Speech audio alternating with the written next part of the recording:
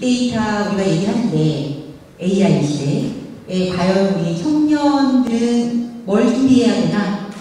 그리고 이 빅데이터와 AI 영역에서는 어떠한 그 전문성이나 역량을 가지고 있는 사람들이 필요한가에 대한 부분으로 이야기를 좀 준비를 해봤습니다. 이제 무엇이 데이터 과학 비즈니스를 만들어 나가는 추동력인가? 라는 측면에서 한 10가지의 키워드를 뽑아봤었어요. 첫 번째는 오픈소스 혁명이었고, 지금은 우리가 뭐 소프트웨어라든지 기술에 대해서 자기 걸로만 담아두지 않아요. 공유, 개방, 그리고 그러한 부분들을 바탕으로 형성되는 경제를 우리가 온디맨드 경제라고 얘기를 하죠. 두 번째는 이제 데이터의 가치인데, 사실은 데이터라는 거는 그렇게 중요하다라고 사람들이 생각을 안 했어요. 예를 들어 SK텔레콤 이동통신 비즈니스를 굉장히 열심히 하지만 거기서 비롯되는 다양한 데이터들을 어떻게 부가가치화하고 상품화하고 다른 쪽 영역에 활용할 것인가 많은 고민을 하지 않았었습니다. 그런데 데이터 스스로가 만들어내는 부가가치에 대해서 지금 세계 경제가 주목하고 있고, 특히 인공지능이라는 어떠한 새로운 기술 영역이 굉장히 폭발적으로 성장하면서 데이터의 가치가 다시 한번 재조명되고 있죠. 초연결의 시대라고 하죠. 요즘 초시대 이렇게 해서 저희도 광고를 하고 있기도 한데 4차 산업혁명 시대를 얘기할 때 우리가 초연결, 초진 정보 이런 걸 얘기를 많이 해요. 그래서 어떻게 연결될 것인지, 연결성의 극대화, 그 다음에 그 안에서 살아나가는 우리들의 온오프라인의 경험의 통합화, 그리고 아주 극단적으로 개인화를 지향하는, 우리가 마케팅을 얘기할 때 옛날에는 뭐 세그멘테이션을 한다, 또는 포지셔닝을 한다, 타겟 마케팅을 한다라고 얘기를 했는데, 그게 어떤 클러스터를 대상으로 한 그런 마케팅이었다라고 한다면은 지금은 거의 원투원, 너에게 맞는 거를 주겠어 라고 하는 굉장히 니치한 영역으로 데이터를 기반으로 해서 이 비즈니스가 전개되고 있다는 거죠. 그 다음에 이제 멀티사이드 플랫폼이라고 해서 옛날에 우리가 플랫폼 경제를 얘기할 때는 투사이드 플랫폼, 셀러와 바이어만을 연결하는 플랫폼을 얘기를 했었어요.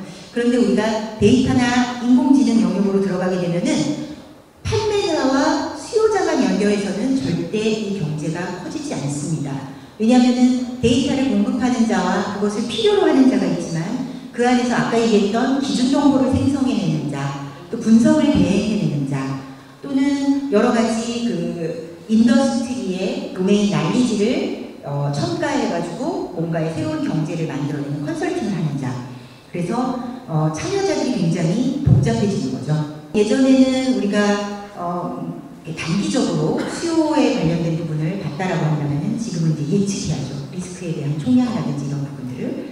그 안에서 우리가 데이터를 활용할 때 프라이버시 이슈가 반드시 발생을 하기 때문에 보안과 보호의 영역도 상당히 중요해질 거라면, 사실은 이 10가지 영역에 모든 취업의 기회가 있는 거예요. 여러분들이 전공하고 계시는 어떠한 영역에 조금 더 이 부분이 맞닿아져 있다라고 한다면은 그런 부분으로 한번 드라이브를 해봐도 좋을 것 같습니다. 오늘을 살아가는 우리는 이 오늘을 처음 살아가는 거죠. 인류 역사가 지금 한 뭐 2천만 년 뭐 이렇게 호모사피엔스의 역사가 그렇게 된다는데, 쭉 살아나온 역사에 지금 제일 끝털이, 엔드포인트에 우리가 있을 뿐이에요. 내일은 어떻게 될지 몰라요. 그래서 앞으로 만들어지는 우리의 내일의 미래는 사실은 불확실합니다. 그래서 AI가 인간의 일자리를 빼앗을까요? 그 안에서 우리는 어떤 준비를 해야 될까요? 그래서 어떻게 만들어갈지에 대해서 한번 옛 선현들을 한번 되짚어보도록 하겠습니다. 1930년대에 케인스가 정부가 조금 적극적으로 관여해야 해 라는 얘기를 하면서 창조 이후에 처음으로 인간을 실질적이면서 영원한 문제, 즉 시급한 경제적 근심에서 벗어나 얻은 여유, 자유시간을 어떻게 활용할지, 과학과 자본의 복리가 가져온 이 여가 시간을 어떻게 보내야 할지 하는 문제들과 직면할 것이다. 그렇게 얘기했습니다. 1950년대에 앨런 튜링이라고, 여러분들 인공지능의 아버지 얘기를 많이 들어보셨을 거예요. 생각하는 기계에 대해서 처음 컨셉을 만드신 분이에요. 이 생각하는 기계가 만들어진다면은 인간보다 더 지능적으로 생각할 수 있게 될 것이다. 그렇게 되면 우리 인간이 설 땅은 어디겠는가? 2016년도에 마크 저크버그가 미래 예견을 핑크빛으로 봤어요. AI가 초래할 위험은 광범위하게 퍼진 질병이나 폭력 같은 재앙에 비해서 훨씬 경미할 거야. 걱정하지 마. 2018년에 앨런 머스크는 CBS인가요? 거기 방송 인터뷰에 나가서 이렇게 얘기합니다. 모두가 AI를 안전하게 개발할 수 있도록 확인할 수 있게 통찰하고 관리할 공공단체가 필요하고 이는 굉장히 중요하다. 나는 AI의 위험이 핵무기의 위험보다 훨씬 더 크다고 생각한다. 핵무기는 원한다고 해서 아무나 제조할 수 있는 것은 아니기 때문이다. 누구 말이 맞는 걸까요? 과연 AI는 그렇게 극도의 위험성을 존재하고 있는 것일까요?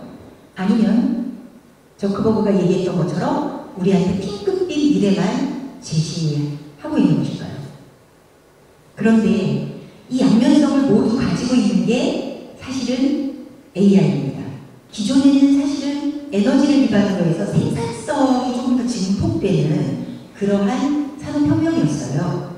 물론 이 시대에도 기계가 사람을 대체하면서 러다이트 운동이라든지 또는 자동차가 갑자기 만들어지면서 마차와 자동차가 공존하는 도로 위에서 어떤 방식으로 우리가 법과 제도를 가져가야 할지에 대한 여러 가지 사례들이 역사적으로 남아 있습니다. 그런데 그 시대를 거쳐서 우리가 제3차 산업혁명을 겪었고요. 이때는 모든 정보들이 인터넷 기반에 올라가는 그런 정보혁명이었어요. 구글이 최초로 진행했던 프로젝트도 미 국회 도서관의 모든 책들을 다 디지털라이제이션 해가지고 정보화시키는 그러한 프로젝트를 진행을 했었습니다. 그래서 지금 이제 3차 산업혁명을 거쳐서 현재 시점에 우리가 4차 산업혁명을 얘기를 하죠. 그런데 이 4차 산업혁명은 조금 성격이 달라요. 생산성의 극대화보다는 조금 더 다른 얘기를 합니다. 왜냐하면 흩어져 있던 ICT 기술의 기재들이 이제서야말로 융복화, 우리가 이제 컨버전스라고 얘기하고 예전에 우리가 유비퀴토스라고 얘기했던 편재성을 얘기하는데 사실은 그러한 유비쿼터스 또 뭐 컨버전스 이러한 컨셉들이 이제서야 조금 실행이 될 수 있을 것 같은 그런 산업혁명이 4차 산업혁명이죠. 진행되는 속도 그리고 그 범위, 산업의 전방위 그리고 영향력의 측면에 있어서 엄청난 차이점을 갖고 있습니다. 클라우드 슈밥 다보스 포럼 회장이 4차 산업혁명은 기대면서 두려움이다. 속도는 쓰나미처럼 덮치고 그 범위는 일상을 망라하고 그 깊이는 존재를 묻는다 라고 얘기를 했습니다. 미래사회의 불확실성이라든지 또는 경제 위기라든지 청년 실업이라든지 또는 중장년층 실업이라든지 자살 뭐 이런 사회적인 문제 이런 부분들은 굉장히 급격하게 커지고 있습니다.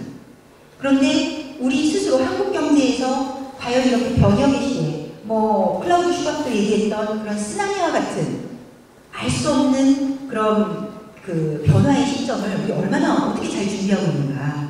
그러면은 현 시대를 살고 있는 우리는 이 한국 사회를 어떻게 이끌어 나가야 하는가. 앞으로 살아갈 날이 창창하게 많이 남은 젊은 여러분들이 만들어 나가셔야 되는 거거든요. 그래서 현재 우리가 취한 현 시점의 지표들을 명확하게 보면서 어떠한 삶을 어떠한 역량을 갖춰 나가야 될지를 스스로 반성하고 갖춰 나가야 된다고 생각이 됩니다.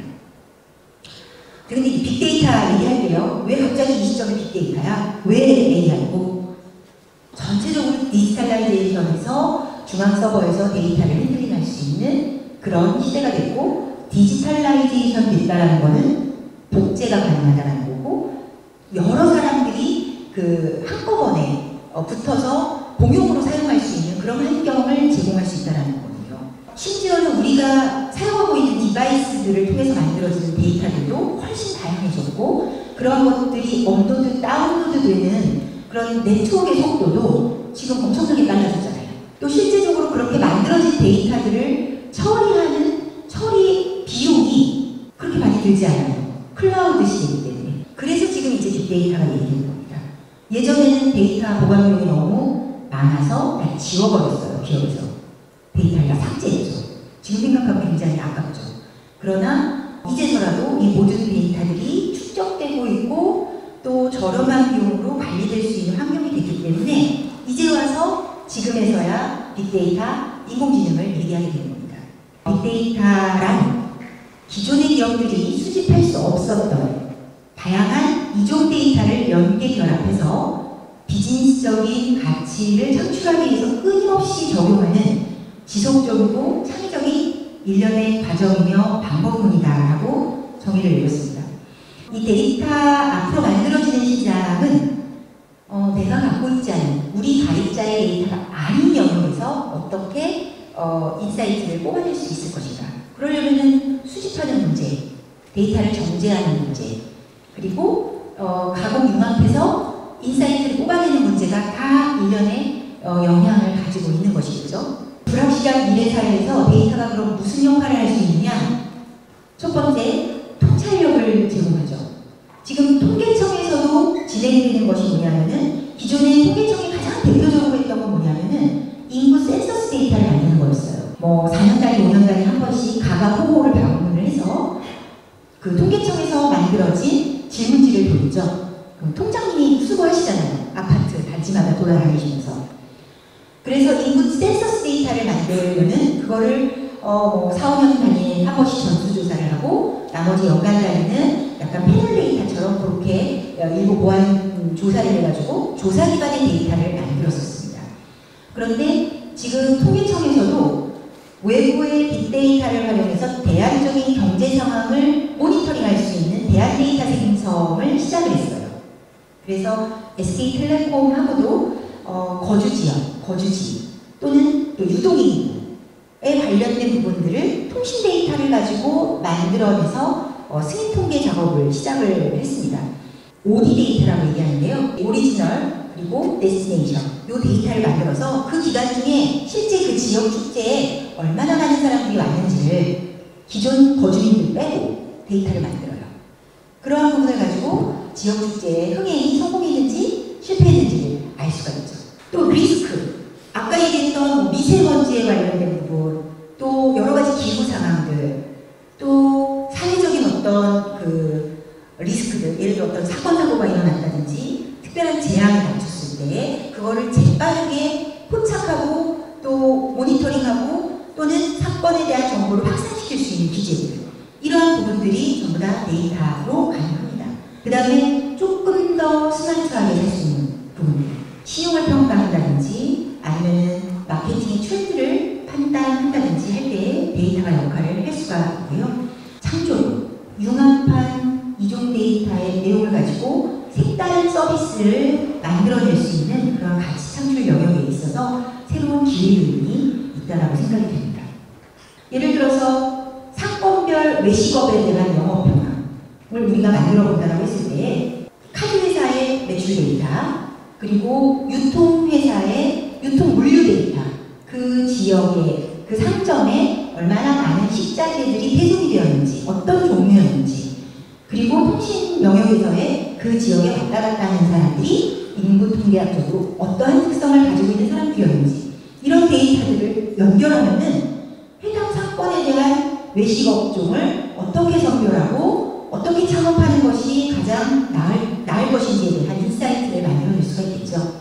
그래서 해당하는 이종의 데이터들을 연결을 해서 중소기업 그 상인들을 지원을 하거나 또는 상권들에 대한 레포트를 만들어서 창업 컨설팅을 지원하는 비즈니스가 가능할 거고요. 또는 소비 맥락에 기반한 다양한 소비 지수들을 만들 수가 있겠죠. 예를 들자면은 미세먼지에 대한 영양 지수 같은 것들을 판정하기 위해서 카드 회사 또는 소셜 데이터, 그리고 통신회사의 유동인구, 또 그 다음에 미세먼지 측정 데이터는 기상청에서도 나오지만은 예를 들어 SK텔레콤이 하고 있는 에브리에어라는 야쿠르트 아주머니들이 끌고 다니는 그 카트에도 미세먼지 센서가 지금 탑재되어 있고요. 그 다음에 동양 매직이라든지 이런 쪽에서 렌탈되는 공기청정기에도 미세먼지 센서가 들어가 있어요.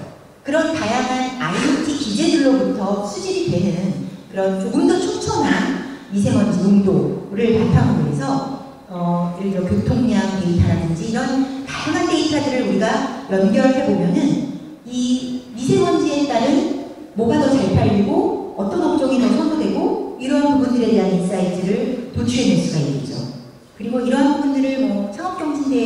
해서 오픈한다든지 이러한 스타트업 그 내용에 대해서 지원한다든지 이런 부분들도 가능해질 수 있을 것 같습니다. 또 하나는 마케팅 리서치죠. 돈을 어떻게 벌 것인가.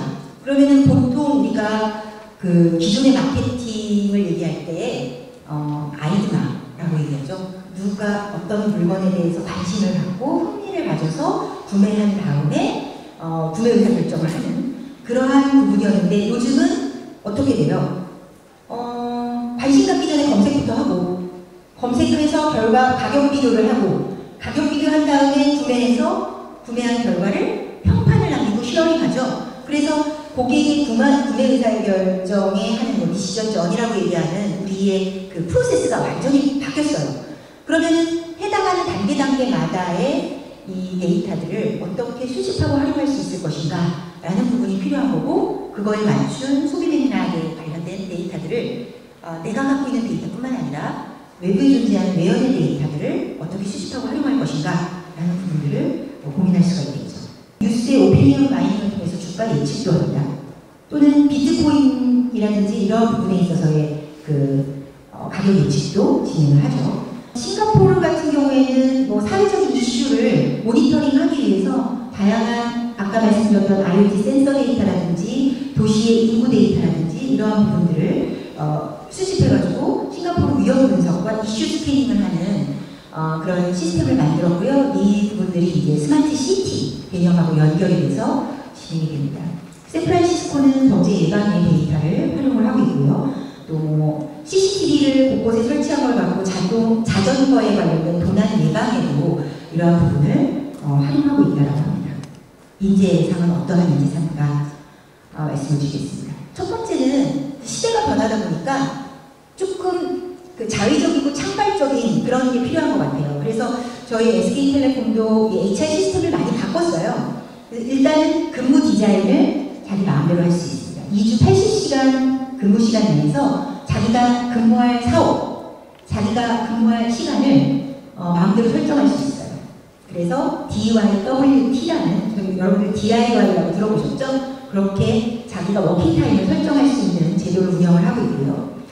그 다음에 사내 벤처에 관련된 부분을 지원을 하기 위해서 많은 뉴 아이디어를 가지고 있다라고 하면은 스타트 엣이라는 프로그램을 통해서 거기다 자기 아이디어를 내고 100명 이상의 직원들의 동의를 받으면은 심사 단계로 올라가요. 그래서 1차, 2차, 3차 심사를 통과를 하면은 5천만 원의 창업 지원금과 더불어서 조직을 만들어줍니다. 그래서 스타트 엣이라는 프로그램을 운영을 하고 있고요. 많은 신입사원들이나 경력직들이 들어와서 이 길이 내 길이 아닌가요? 하는 경우들이 생기잖아요. 그랬을 경우에는 CDC라고 해서 자기의 커리어 디벨롭먼트를 위해서 이동을 자유롭게 신청할 수 있는 프로그램을 운영을 하고 있어요. 근데 이럴 때는 이제 팀장이나 임원도 그 상황을 알 수가 없습니다. 그냥 신청한 자가 신청한 조직에서 괜찮아 이 사람 선발할래 라고 받아들이면은 끝이에요. 그래서 저희 이제 조직에서 팀장님들이 약간 뒤통수 맞는 케이스들이 생기고 있습니다만은 그런 SK텔레콤의 인재상은 자유와 창의와 그다음에 전문성을 확보한 그런 인재상이고요. 텔레콤의 빅데이터와 AI 유관 조직은 총 5군데 정도가 있어요. 첫 번째는 당연히 기술원이죠. 기술원 내에 데이터 랩스라든지 또는 영역별의 기술원 등을 통해서 빅데이터에 관련된 R&D 테크가 이루어지고 있고요. 그 다음에 여러분들이 잘 아시는 누구, 인공지능 스피커 사업단이 있습니다. 그리고 티맵이라고 여러분 경로 추천이나 이런 부분도 사실은 다 데이터와 인공지능 기반으로 이루어집니다. 그래서 티맵 사업가 있고요. 모빌리티 사업단. 그리고 저희 이제 제가 근무하고 있는 데이터 유닛이 대표적인 데이터 기반으로 인공지능 알고리즘을 활용을 하면서 근무를 할 수 있는 그런 조직이 되겠습니다. 그리고 중간에 있는 DT라고 해서 디지털 트랜스포메이션이라는 중앙 조직이 있는데요. 이 조직은 SK텔레콤이 데이터 기반으로 일하는 문화를 바꿔가기 위해서 실제 데이터 분석 사례라든지 성공 사례 같은 것들을 만들어내면서 전체적인 데이터 거버넌스를 관리하는 조직이 되겠습니다. 한 5군데 정도가 있어요. 그리고 저희가 신입사원들은 공채도 있고 그 다음에 인턴에 관련된 프로그램도 있어서 저희 홈페이지에 들어와 보시면 SK텔레콤 홈페이지에 원하는 인재상과 프로그램에 대해서 상시로 저희가 이력서를 받고 또 취업에 관련된 기회를 열어드리고 있습니다. SK텔레콤 빅데이터는 통신 데이터와 그 다음에 그 그룹 계열사에서 보유하고 있는 다양한 데이터 그리고 외부에 대한 소셜 데이터 이런 것들을 기반으로 비즈니스를 진행을 하고 있고요. 당연히 공공의사결정 지원에 활용이 되고 있습니다. 예를 들어 뭐 신약 택시라든지 또는 교통 분야의 소외자 지원이라든지 행복주택 후보지 분석, 그 다음에 경기도의 그 안전 CCTV 설치 운반 이런 부분들을 저희 SK텔레콤의 데이터를 기반으로 프로젝트를 진행을 했고요. 그 다음에 이제 행정안전부하고는 재난 시점에 이 트위터를 통해서 그 위급사항이 확산되는 그런 현황을 데이터를 가지고 검증을 했습니다. 그래서 재난관리 시스템에 관련된 초기 컨셉을 좀 잡았었고요. 그 다음에 티넷 데이터를 활용해서 유세지 베이스 인슈어런스라고 해서 자기가 이용한 만큼 보험료를 책정되는 그러한 부분들을 동부아지하고 같이 진행을 하고 있습니다. 여러분들 아직 차량을 갖고 계시지 않아서 이 프로그램 관련해가지고 그닥 잘 알고 계시지는 않을 것 같은데요. 상당히 괜찮아요. 네. 웨더폼이라고 날씨 데이터를 이용한 마케팅을 하기도 하는데요. 이제 저희가 웨더폼이라는 기지국에다가 날씨 센서를 달아가지고 날씨 데이터를 수집을 해요. 그러면 이 날씨 데이터가 사실은 인간도 자연 산물의 일종인지라 사람의 기분이 날씨에 따라서 굉장히 좌우가 많이 되고 또 행동 패턴이 바뀌죠. 그래서 맥도날드 딜리버리하고 연결을 해서 비 오는 날에 할인 쿠폰을 주면서 맥딜리버리를 이용하면은 할인받아서 이용할 수 있게끔 그런 프로모션 행사를 진행을 했는데 실제로 식자재를 이제 유통 분야에서는 이 재고 문제가 상당히 문제거든요. 다른 거는 공산품 같은 경우에는 다음날 발급되는데 식음료 같은 경우에는 이게 전부 다 이 재고로 떨궈버려야 되는 그런 상황이기 때문에 폐기율은 굉장히 줄어들고 매출액은 늘어나는 그러한 성과를 얻었습니다. 또 하나는 SK텔레콤이 이제 빅데이터 생태계를 위한 노력도 게을리하지 않고 있는데 일단 개발자를 지원하기 위해서 T-디벨로퍼즈라는 포털을 운영을 하고 있습니다. 여기에는 SK텔레콤이 제공하는 다양한 ICT 기술 기재들을 API 포맷으로 경험해 보실 수 있게끔 열어놨고요. 무료예요. 그러니까 회원가입하셔서 한번 실제 진행해 보셔도 좋을 것 같고요. 그 다음에 지금 API 포탈이라고 해서 skopenAPI.com이 6월 18일자로 오픈이 될 겁니다. 여기에는 SK텔레콤이 가지고 있는 데이터 자원들을 어세터에서 오픈을 할 거고 일부 무료에 관련된 부분들도 진행이 되고 있어서 여러분들이 데이터 분석가를 꿈꾸시는 분들이라면 한번 경험해 보셔도 좋을 것 같습니다. 이 외에도 빅데이터 허브라는 무료 데이터 체험 사이트가 또 있습니다. 오늘 이제 제가 뭐 길게 얘기했지만 4차 산업혁명 시대에 빅데이터와 AI를 이해하고 또 자유자재로 다루고 그러기 위해서는 여러분들 일단은 데이터 리터러시가 필요하겠죠. 데이터 리터러시는 꼭 뭐 SPS를 다루고 R을 다루고 파이썬을 다뤄야지만 100% 키워지는 건 아니에요. 다만 이 데이터가 어디로부터 왔고 이게 T밸류 값이 이런 정도면은 의미가 있다 없다 정도를 판별할 수 있을 정도? 그런 정도의 데이터 리터러시는 가져야 된다는 거고요. 제대로 된 문제를 정의하고 거기에 적합한 알고리즘을 적용을 하고 여러 가지 모델 중에서 챔피언 모델을 셀렉트해낼 수 있는 그런 정도의 사이언티픽한 마인드 그리고 스킬 필요할 것 같고요. 커뮤니케이션 능력도 상당히 중요합니다. 왜냐하면 데이터 어렵거든요. 근데 여러분들이 같이 일할 수 있는 사람은 그다지 데이터하고 친숙하지 않을 수 있어요. 이 파란색 영역이 저는 굉장히 중요하다고 생각합니다. 데이터를 다룰 때 윤리의식이 있어야 돼요. 데이터의 보안의 이슈, 그 다음에 정보보호, 개인 프라이버시에 대한 이슈, 특히 인공지능 시대로 가게 되면은 인공지능 알고리즘이 가지고 있는 중간, 은닉계층에 관련된 부분, 가중치를 해석할 수 없기 때문에 이 인풋과 아웃풋에 관련된 부분을 명쾌하게 하려면은 초기에 알고리즘을 대하는 사람들이 윤리의식을 가지고 있어야 된다고 생각해요. 그래서 에틱스.